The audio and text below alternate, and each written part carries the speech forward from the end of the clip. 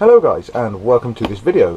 In this one we are going to be working on my Mitsubishi Shogun Sport, or Pajero Sport, or Montero Sport, depending on where you are on the globe.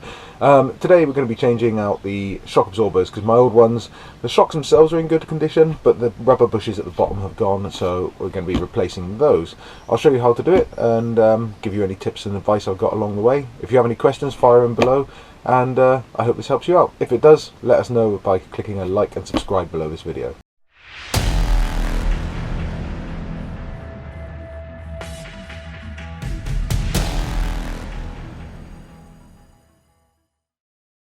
Right, so the first thing I'm going to do is I'm just going to turn the steering and I'm going to check and see whether I can do this on the ground, because looking at where the bolts are on the shocks, I may actually be able to do this without jacking this one up, but I'm just going to have a look and see what sort of job that'll be if I do it that way. Alright, I don't know if you can see it very well because of the lighting, but there's the top bolt for the shock absorber, or you've got a lock nut and a standard nut. Then it comes out and it bolts into there, so I reckon, looking at it, I think this side I will definitely be able to do without actually removing much. So yeah, I'm going to see if I can give that a go. Right, one thing you can see is these are just rubber covers, so you can push them out of the way to get yourself quite a lot of room in there, which is great. These are, I don't know if you can see it very well, but there's a 14mm lock nut on the top and then a 14mm retaining nut underneath that. Hey, and there's also a flap there. So let's see if we can get this sorted. Let's see if I can crack that top one off. I'm probably going to have to hold the bottom, yeah, the bottom nut. Oh, shit.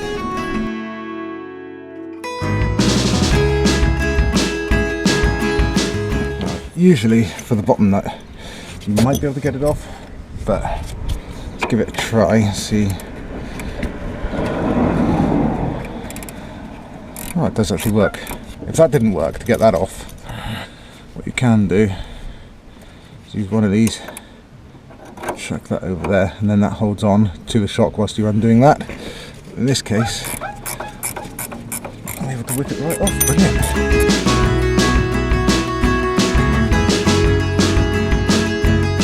So another thing you can do is try and hold onto this bit, see if that works, but I think I might need a pair of grips. Don't know if you can see this very well, but I'll just aim it down a little bit more. Yeah, I'm thinking hopefully my pipe grips, these are cheap pipe grips, hopefully they've got enough oomph in them, but hopefully, okay, that bit's got to hold on to the main shock absorber. There we go. I wouldn't recommend doing this to a new one because it might mark it and make it prematurely rust, but the old one you're replacing anyway, it doesn't really matter too much. There we go. Then we've got this. That's the top mount. And there's another one, as you can see, on there at the bottom as well. So I'm going to place these at the same time. See if I can push this down as much as I can. There we are. And that's loose there now. You can see it very well, but you've got a nut here and a bolt that comes through, but I should be able to get a socket on this side, a spanner on that side, and gun it off hopefully, and then just tap the bolt through, and then the whole shock should come out.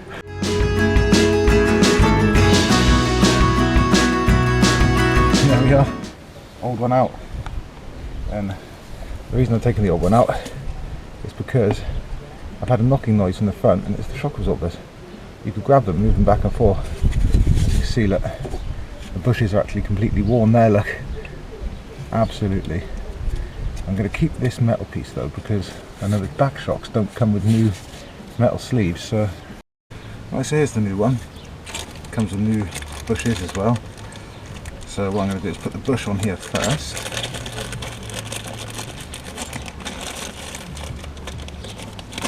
I believe it's that way. And that one on there, and it'll be the same sandwich from the top then, and when it's bolted down these bushes will make nicely. Perfect then. I'm going to see if I can push this down just to get it into place. As you can see as well, it's straight back up.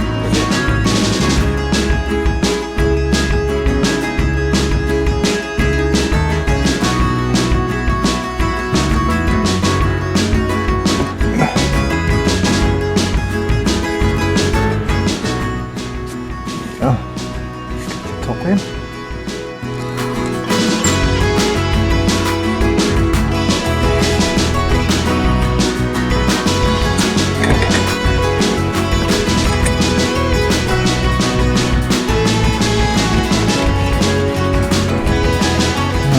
tighten this one up first and then I'll tighten the bottom one up after.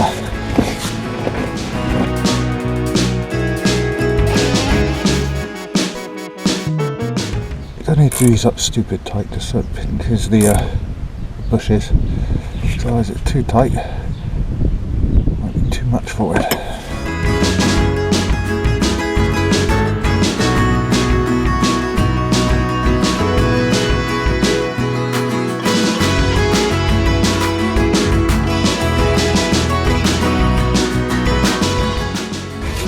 Top bolt.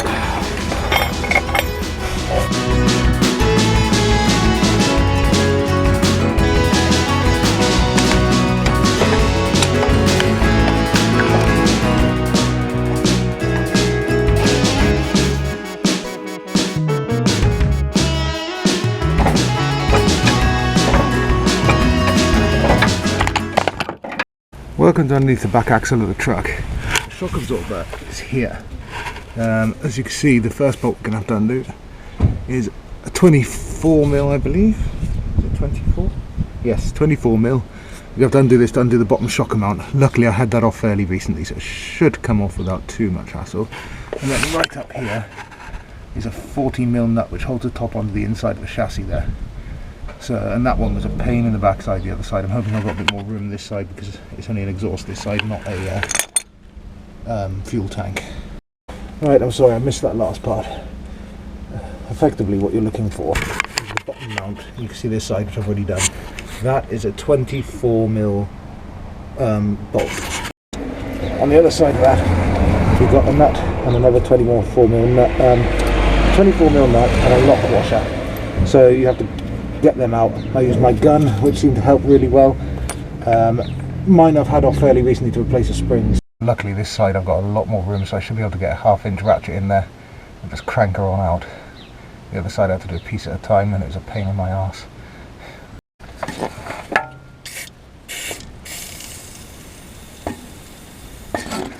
There we go.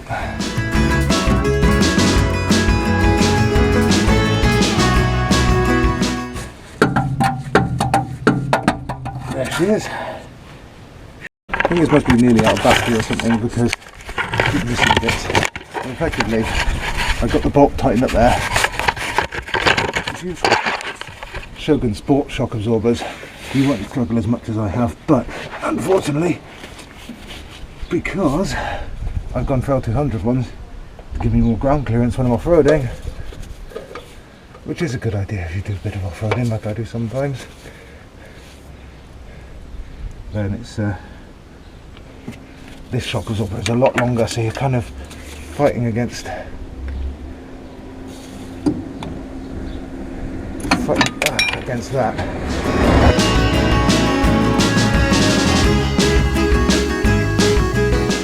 Right.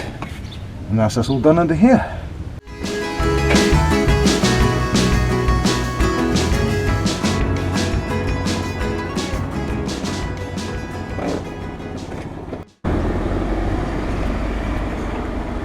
I'm very happy with that. Let's have a quick look and see if the brake line isn't pulling. It's still got quite a bit of gap left. I kind of want to flex it more now to see how much more I got. But yeah, as you can see, it's about to lift the front wheel off actually. But the back wheels, the back axle is solid. Fantastic. Time for a proper test.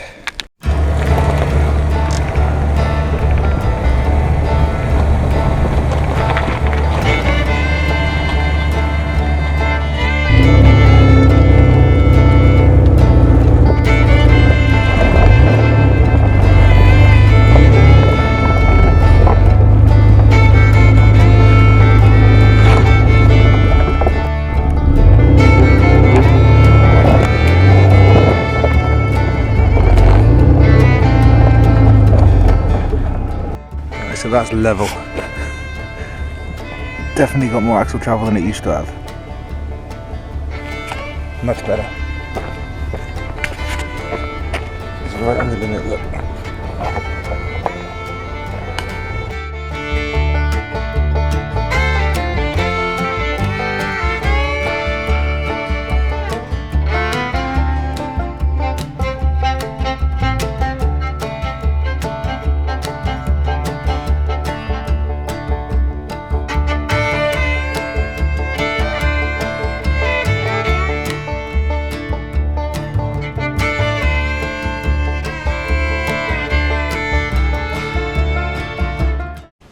Right guys, so I hope that video has helped some of you out. If it has, then hit like and subscribe below, just to let us know, and also to stay up to date with any other content we're bringing out with our Shogun Sport. There will be a lot more coming, and also with other cars as well. So stay tuned, and I'll see you in the next video.